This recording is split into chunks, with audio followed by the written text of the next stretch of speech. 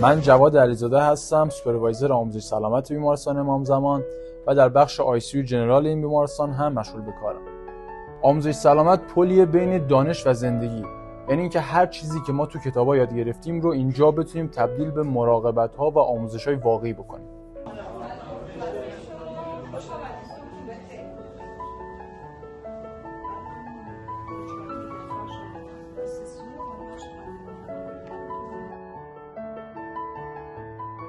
این بخش رو ما سعی کردیم طی کارگروهی که با سرپرستارا و رئیس بخش‌ها و رابطه‌های آموزشی ما هر بخش برگزار کردیم.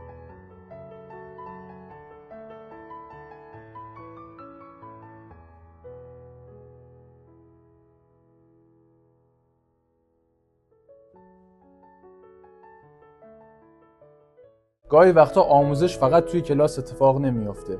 آموزش واقعی کنار تخت بیماره. جایی که پرستار با یک جمله میتونه به بیمار امید بده و آگاهیش رو ببره بالا.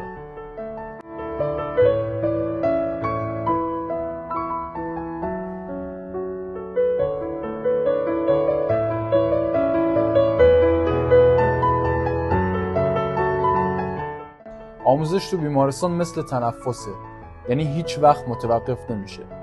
یک جمله، یک یادآوری یا یک آموزش میتونه مسیر مراقبت و درمان بیمار رو تغییر بده. اما روز کاری من یه بخش مهم دیگه هم داره که از اینجا شروع میشه.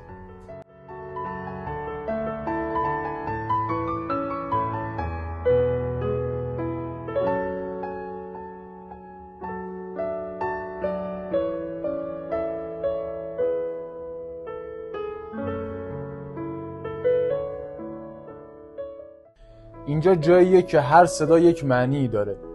هر عدد روی مانیتور نشونه امید یا خطره. ICU فقط یک بخش نیست، مرز باریکی بین موندن و رفتنه. اینجا آموزش و مراقبت به همدیگه گره خوردن. وقتی به چشمای بیماران نگاه میکنیم بعضیا بی حرکتن ولی بعضیا هنوز امید دارن. کار ما اینه که اون امید رو زنده نگه داریم، حتی اگه خودمون خیلی خسته باشیم. وقتی کد احیا اعلام میشه همه میدونیم ارزش زمان به ثانیه هاست. هیچ کس دیگه منتظر دستور نمیمونه. ما برای نجات میدونیم، حتی وقتی میدونیم همیشه نمیبریم.